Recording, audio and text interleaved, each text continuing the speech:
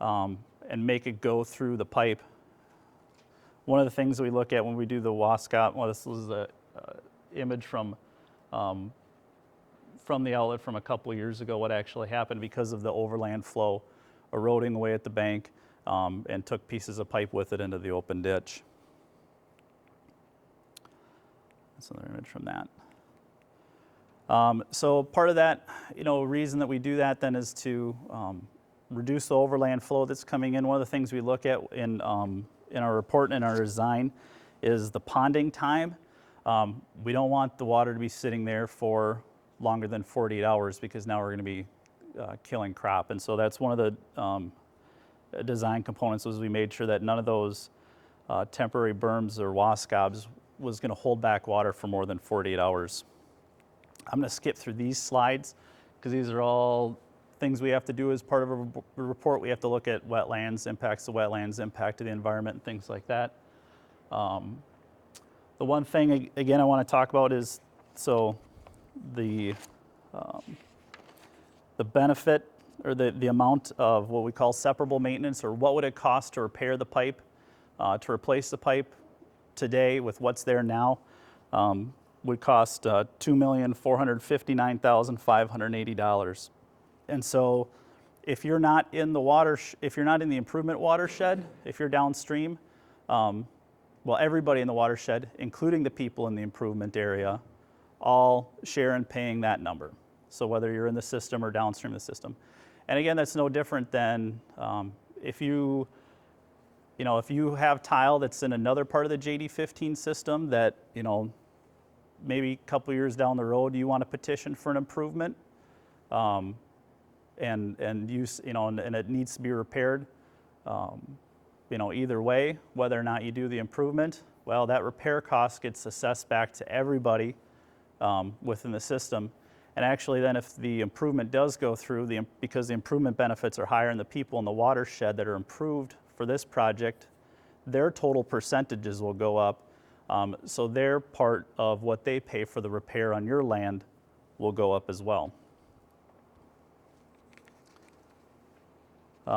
This is a good kind of summary page here, looking at the total cost of the improvement project. So, looking at about $4.5 million roughly for the total cost of the improvement, and as we go through the separable maintenance, the repair cost, that adds up to about $2.5 million, just under $2.5 million. Again, that's paid for by everybody. And then the difference, that just over $2 million, all of that part of the bill is paid for by the people within the 2,300 acre watershed. One of the important parts when we do an improvement project is we have to look at the downstream ditch and or wherever we're dumping into. Maybe it's a tile that we're dumping into. And we have to look and see, does that have capacity to do what's being asked of it? And so part of that we did some modeling. We looked at both the flow going overland and under the pipe, through the existing tile and overland in both scenarios, and kind of determined what that impact would be to the open ditch. Without the WASCOBs, those temporary berms, what we found in our modeling showed was that because there was a large amount of water going overland, if we were able to force it through the tile rather than going overland, we actually saw a net reduction in the peak flow rates for most of the rain events for the 5-year through 100-year rain event. But then we said, okay, what can we do? Can we get them all down? Can we have an overall net reduction in the peak flow rate? Because we recognize that the water is getting there, a lot of water is getting to the open ditch one way or the other, whether it's through the existing tile or whether it's overland. And so with the inclusion of the WASCOBs, we're able to bring, basically match that existing peak flow rate that occurs today. So because of that, we were able to determine that the existing open ditch had adequate capacity for this improvement. And again, in the estimated cost, again, about $4.5 million, $4,474,000, and then the separable maintenance is $2,459,000. As a part of the process, There's called temporary right-of-way or construction easement. The landowners, they won't be able to plant anything, or if they do plant something, they'll have crop damage. And so there's some right-of-way, I think it's around $600 an acre, I think. That's what the viewers and we work together and kind of determine. They kind of tell me what the damages should be, and so that's paid to the individual landowners, and that's just a one-time payment. And that's no different than if you live in another part of the system and they got to, we got to come out and fix your tile, or something happens. There's some damages that are paid as a part of that. So with that, maybe we'll just leave this slide up here, and I don't know if there's any. Should we open it for questions for me first, or? We'll start with me first and some up here, and then. And so again, if you have something that's really, and maybe just to talk a little bit more about the process. So what'll happen is you'll all be notified of when this hearing is. They were saying, maybe it's, and we're not going to do it during planting season. And I think an important thing that Mark talked about too is that the increase in value for the watershed has to be more than that cost. So that he had determined there was about $2.4 million in increase in benefits as a result of the improvement, and the improvement benefited costs. So we take out the separable maintenance, the repair costs, that's paid for by everyone, and that difference was just over $2 million. And so that's an important thing in the process. If that number, let's say he came back and said that there was only $1 million in improvement, and I was, let's say I was going to cost $3 million after we took out the separable maintenance, well, we can't do the project. The benefits have to outweigh the costs for the improvement, and that's by law, and in Minnesota statutes by law. So we would have this final hearing, and then there's same with the redetermination of benefits. There's an appeal period, and then once that appeal period is done, if the board says go, then we're doing construction. I think that it's important for everyone here, and the commissioners know this pretty well that serve on these drainage authorities, is that they're the referee. There are state statutes that they have to follow, just like the viewers do and the engineer does. When we put together our reports, there's certain things we have to have in here.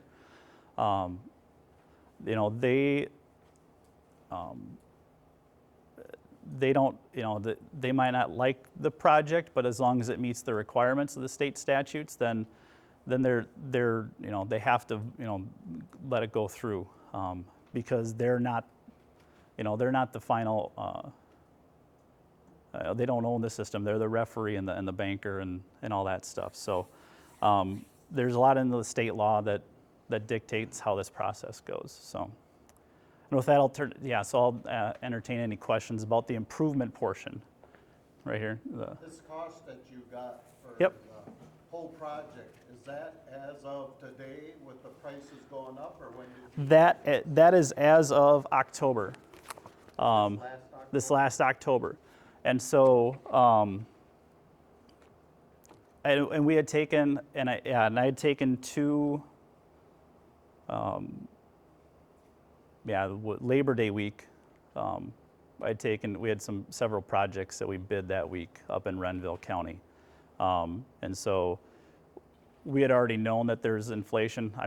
I dealt with it all last summer during, I had several projects under construction and the shortages and everything else. And so, one of the things is as engineers, our estimates, we're always we only know as much as, I knew a couple weeks ago. And so if prices are going up, we're kind of chasing that.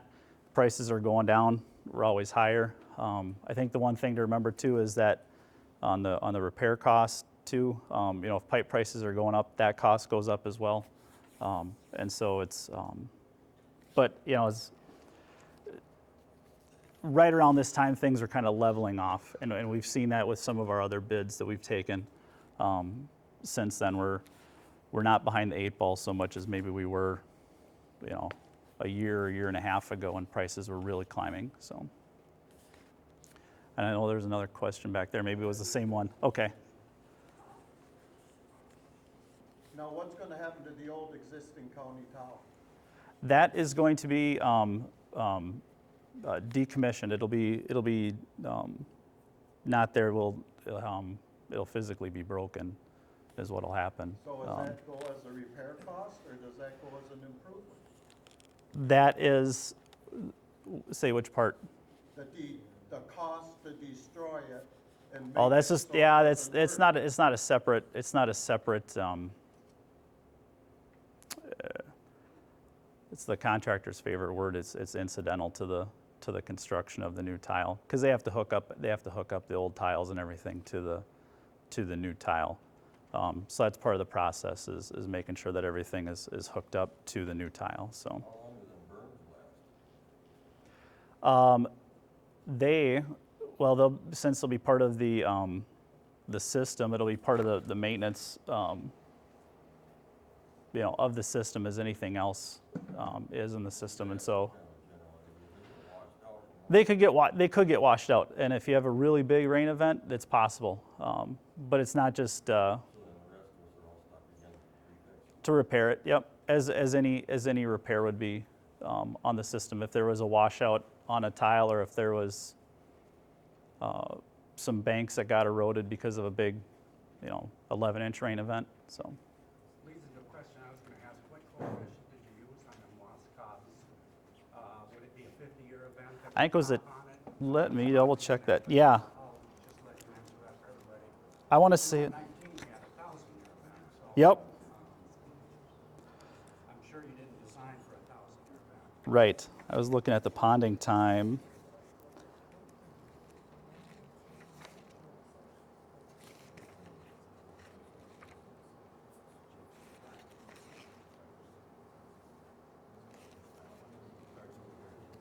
Do. Yeah. It was a 10-year event.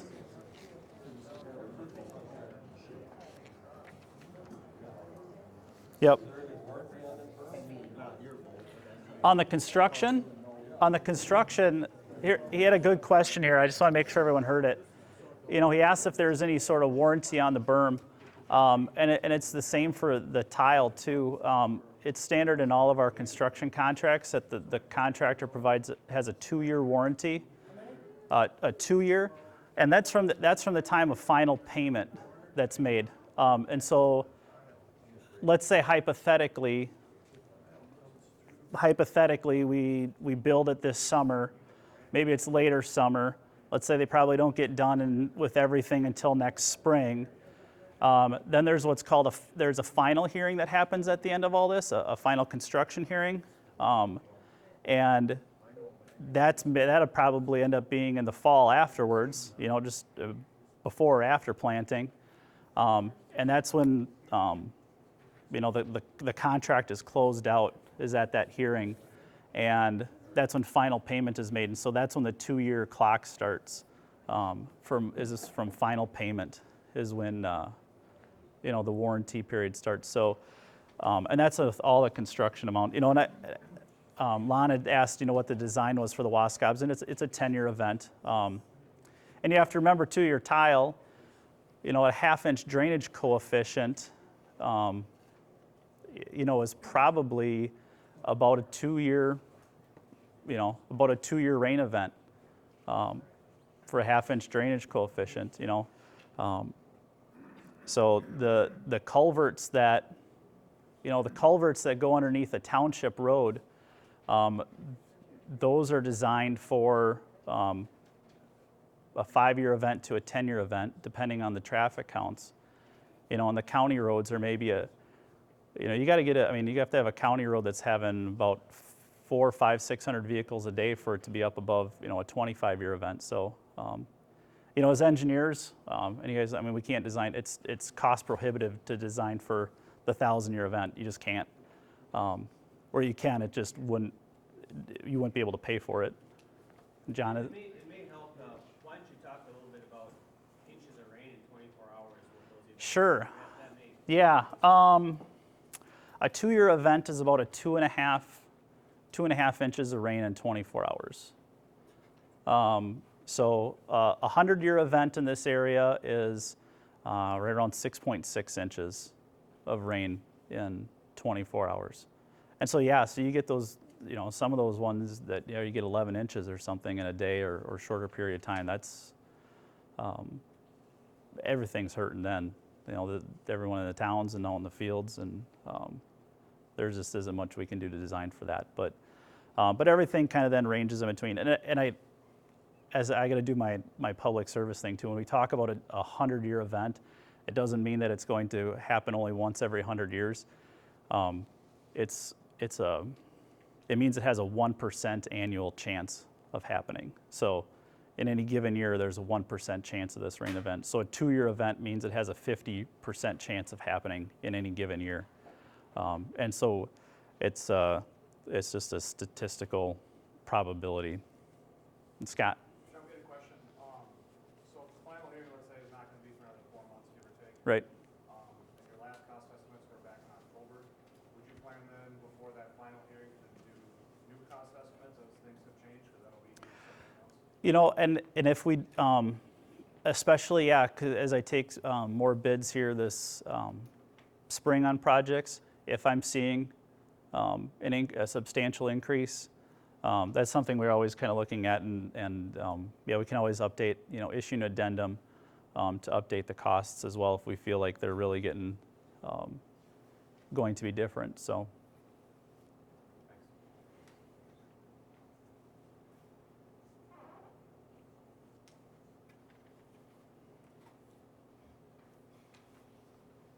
Talk for a second how you came up with the separable maintenance number versus the extra. Sure. 2 million. Sure, the separable maintenance, so what we did, so we have the existing system, it's just a cost estimate of we have some, in our report, we have some pretty good sets of plans, showing the lengths and footages of everything else. We have, based on old county maps, we have, we know a good idea where tile sizes are changing in size. So basically, it's just a separate cost estimate, and that's in the report. It's just a separate tabulated cost estimate saying, all right, here the existing main was 6 inches to 30 inches. What's it going to cost us to replace that as is? And so once we have, the overall cost estimate for the whole project, it's actually kind of easy because we're just basically downsizing and going back to the old sizes. Because you'd still have if we're open cutting a township road, it's still going to take the same amount of gravel, to fix to put the road back together, to resurface it when we open cut it, or if we got a bore underneath a county highway. Obviously there's price differences in sizes, but we kind of have that all laid out and have an idea of what needs to happen as a part of it. So it's just a separate cost estimate, and that's all detailed in the reports that were submitted with the Drainage Authority in the county. 2 million that are above the separable maintenance cost is Yep. primarily size of tile, or are they paying That's- for some of the digging too? That's the size of the tile, size and depth of tile, and the wascobs as well too. The cost to construct those and build those. But the big part is the change in pipe size. There is some depth associated with that as well, but it's basically the pipe size. Like, it'll come faster then. What's that? It'll come faster than the bigger the pipe. The water? Yeah.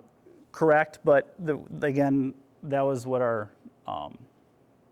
there'll be more water going through the pipe, and there'll be less water going over the land, and running over land and getting into the open ditch that way. So that was what, that last part when I talked about the adequacy of the outlet and looking at the whole system. And again, the intent of the wascobs are to really kind of match those peak flow rates for both what's going over the ground and underground. So I think sometimes,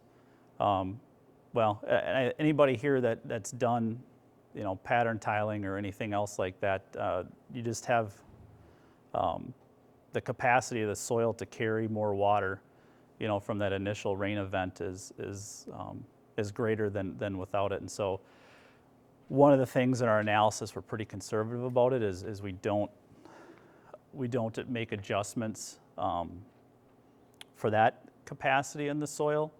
I could, and then, but it's basically saying, okay, if the ground's wet today and the ground's wet tomorrow, what's the runoff going into the pipe, through the pipe and overland. So.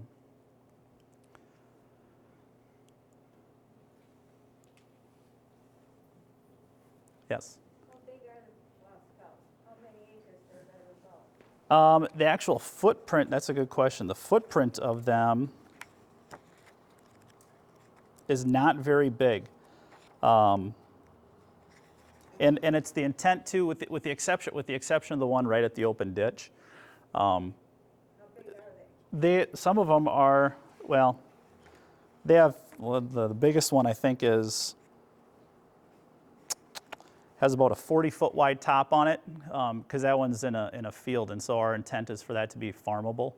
And then the slopes, but we're only coming up, I can't remember, I gotta look at my table here. How many acres? I don't have that off the top of my head for you. What do you look at? Yep. Let me look at see if I have it tabulated separately in the damages.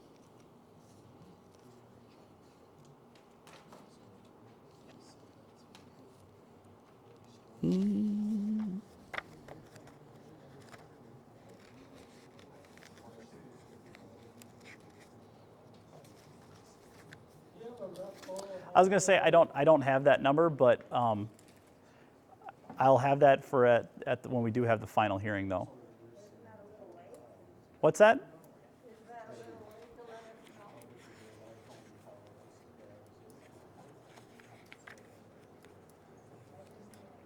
you have a rough number, how many of those there is, just a rough number? On how many wascabs we're doing? 4. Four? 4 of them.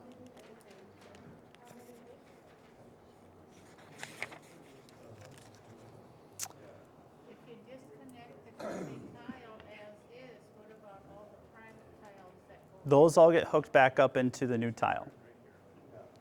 And so that's part of the contractor is to kind of go through it methodically. And we have, in the contract, we have provisions, so that they do it methodically so that they are less likely to miss one. It does occasionally happen, and then, they have to come back and hook it up after the fact. But that's why, usually in the spec we say they got to go down the line and, every 200 feet or so, and then make sure that they're not missing anything. And because again, typically when we do the construction of the new tile, it's offset from the old one, just because you got to maintain drainage while you're doing it.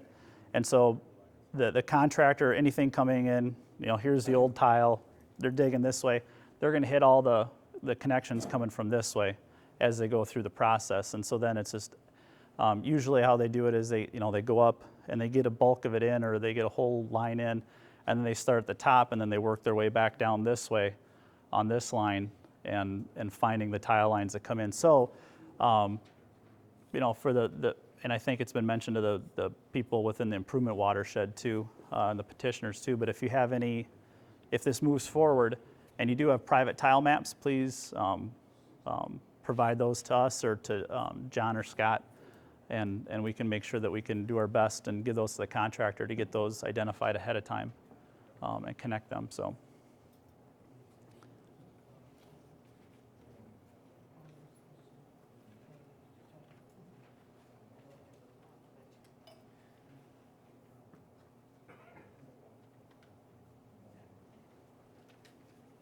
And maybe, I don't know if anybody, well, Mark's back there talking. I don't know if anybody has any questions for the viewers. And so I think I just want to talk about the process too, is that, as the engineer and the viewers are, we're kind of 2 separate groups. Kind of the only times we really talk is when we talk about watershed size and do that delineation. And I come up with the costs and they come up with the benefits. And it's 2 separate entities, so it's not like we're working together to try to come up with, to justify the project. It's two completely separate entities in Minnesota, so.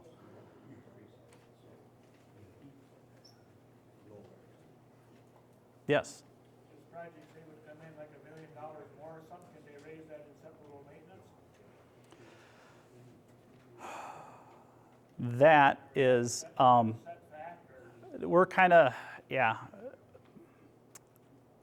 Would it come up proportionally? Yes, Your repair cost is gonna come up just like your. it can, and it depends on what the drainage authority says. So one of the things that happens is, let's say we go to bids, and there's been some skyrocketing increase in pipe. If the bids, if all the bids are 30% or more than my engineer's estimate over it, then we have to then there's kind of a pause in the process, and we kind of got to step back and take a pause, and there's a hearing and a process for that. These are all good questions, and a drainage attorney would be able to walk us through the process a little bit better. But yeah, sometimes when those, if you do, things come in 10% more, and they still award the project, then sometimes separable maintenance can go up. It depends what the drainage authority directs, how it's allocated, so.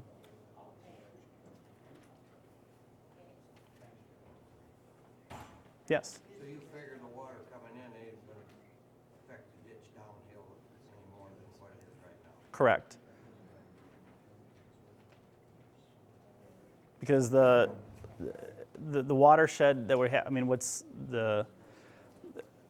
because we're able to move the water through the tile rather than over the land that's occurring right now. So supposedly you're hoping that it slows it down? The peak flow rates for the bigger events will be reduced.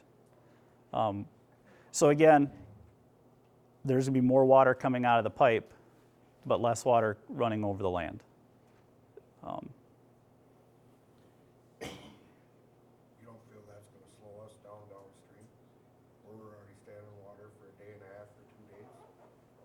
And then their water's all gone before ours, so we're waiting for theirs to get by? You can't tell me that. No, it's a good, so, and again, we're looking at the,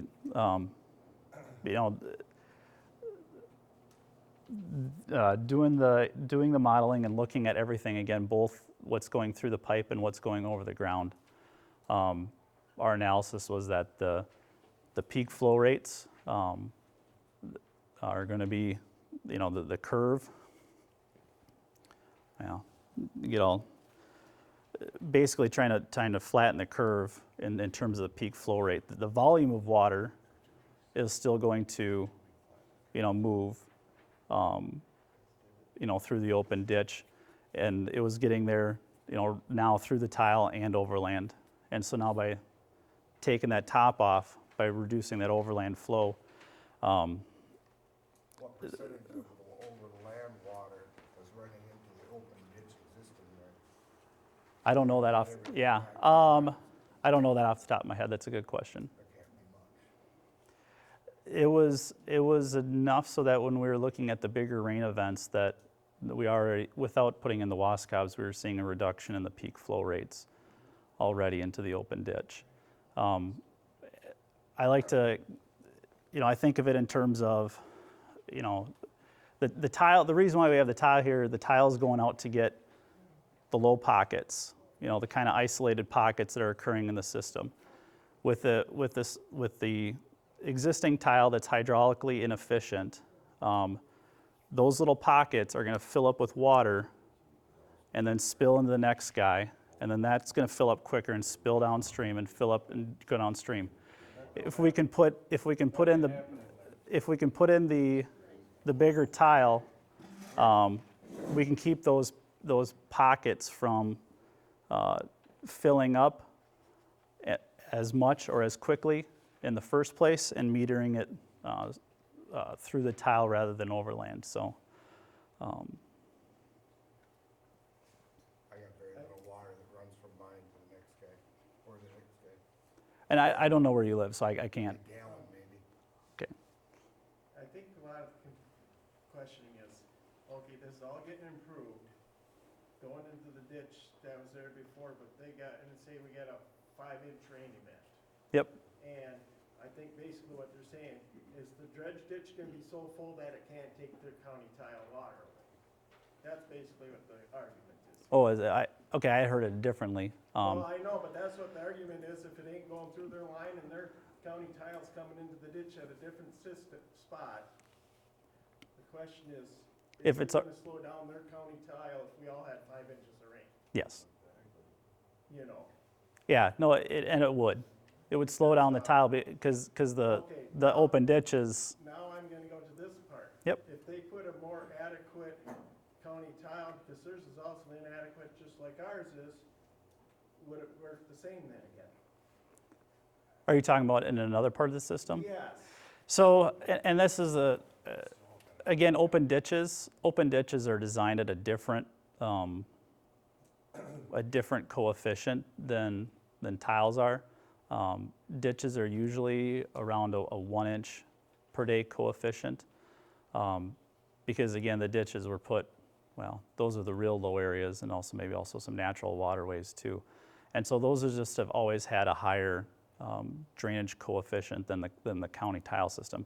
That's also recognizing the fact too that if you live along the open ditch, you don't need a county tile line to get your water to the open ditch. You can just put in your private tile, directly into that. And so, there's some benefits there. So,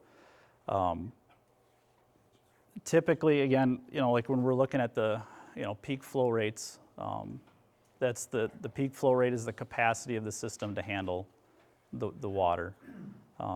We design a lot of the, in-town storm sewer systems on peak flow rates. I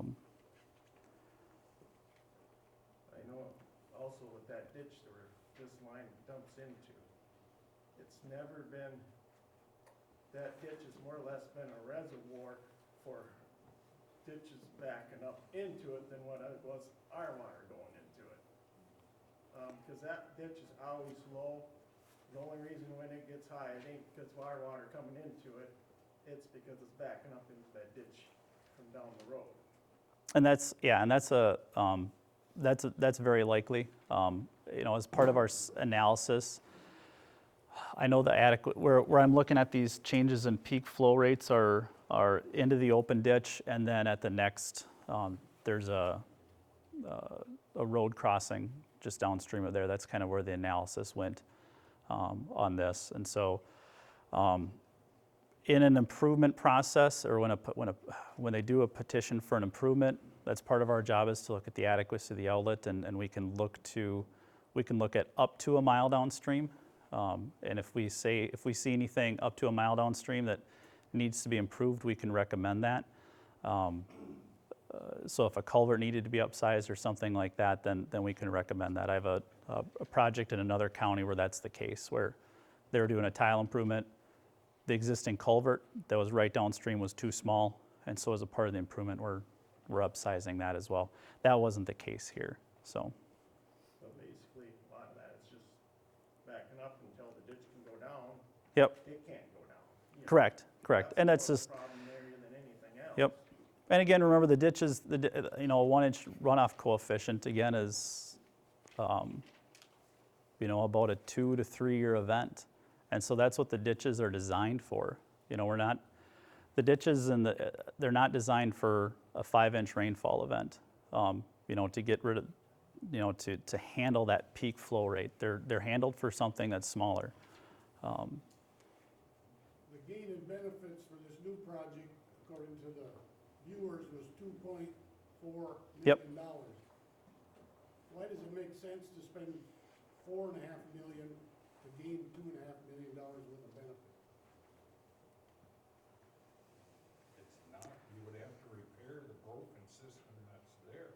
They took it in effect the way the tile are now, and they said we gained two. No, what the I tile just talked to them, could that's be if it was correctly operational. what- I'll give you an analogy, and I'm a farmer, so I'll give you my farming point of view. It costs $2.4 million to replace it the way it is. So So the county ditch inspector could say this tile is out of service, it's not working the way it's supposed to. 10 of you want it replaced. He can go in there and replace that whole system for 2.4 million. That's his estimated cost. You have to decide, is it worth the extra $2 million to upsize that tile and gain better drainage? Because right now, if I'm just being my analogy, they could replace it for 2.4 million, and that would be a repair job. You as the farmers have to decide, is it worth the extra $2 million in that watershed area to get better drainage? The petitioners. Petitioners, yes. Yeah. That's the decision you have to make, The is it worth petitioners your are the $2 only million ones paying extra? for the upside. Yep, to upsize. So What- your cost difference is the upsizing of the tile and Yep. getting a better drainage coefficient. And that, you have to make that decision, that's a decision, that's the difference. I mean, this could say, be done, and he could order $2.4 million to be spent and replace that whole system just the way it is, but with brand new tile. So your upsizing cost is $2 million Mhm. in a better drainage system. Yep. Just giving my farmer point of view, not a viewer's point of view, farmer point of view. The Drainage Authority has an affirmative responsibility to maintain the system. Because that's somebody already paid to put that in, and that's a land benefit, and it goes with the land. And so they couldn't, they couldn't just, not repair it. If the tile's broken, they have to repair it. Right, and that's where the improvement part comes in. And that's what the petitioners have petitioned for, and that's what they're paying for. Yep, or the people within the improvement watershed. Where to get water downstream a lot faster. Lon? I'm gonna direct this to John and Scott. There was talk probably a year ago that the DNR was gonna challenge every improvement in the state. Has that been followed through on, or what is that on that? It's anecdotally, continues to be what I've seen, on different projects. On this one, we haven't heard from them. We have not gotten a letter yet. The normal course, just as how they've been acting, is that when we set the final hearing date, and let's say that's gonna be June 10th, whatever it is, we'll get a letter from them with their opinion on June 9th. That's what. No, So, while they haven't reached out or said anything yet, and I can't guarantee they will, everything I've seen is that they will, and they'll let us know right at the last minute. I knew the answer, I just wanted to. No, that's, yeah. Or the day of. No, I had one earlier this year that I got it 3 hours before the hearing, so. What's that? With that said, can they shut the project down? No. What their letter is it's an advisory letter. And in this case, we don't need a permit from them. So they don't have permit authority. It's an advisory letter. It can get kind of harsh, and it can kind of get,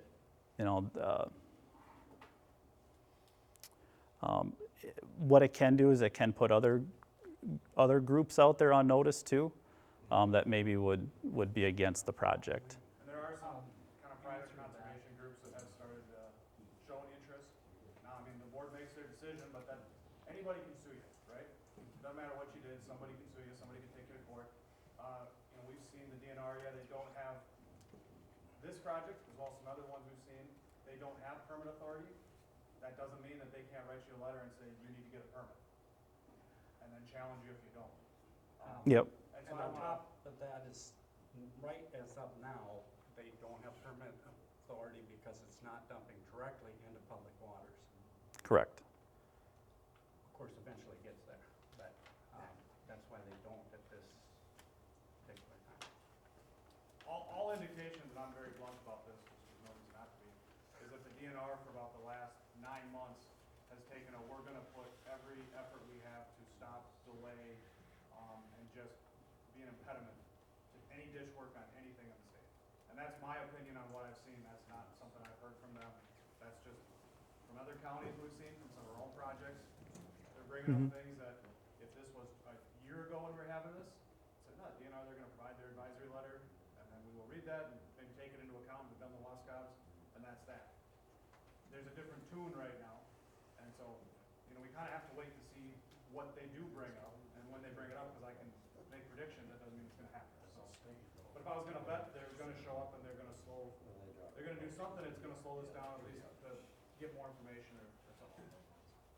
It should be pointed out too that on the other side of this, the Drainage Authority does have an obligation. There is a final engineer's report that's filed. We're having these meetings. The Drainage Authority does have an obligation to the petitioners to move forward. So that does have to happen. And secondly, I appreciate and am very interested in all the comments on all sides of this thing. But I want you folks to remember that this is a good venue to ask those questions, but the comments that you are saying here now aren't being heard by the Drainage Authority. So if you wanna make these points, don't think that you made them here is gonna carry on to the Drainage Authority. Those comments have to be made by you to that Drainage Authority. So I don't want somebody to be mad and say, well, I said that at this meeting, why didn't you? It doesn't happen that way. You have to make that at the final hearing.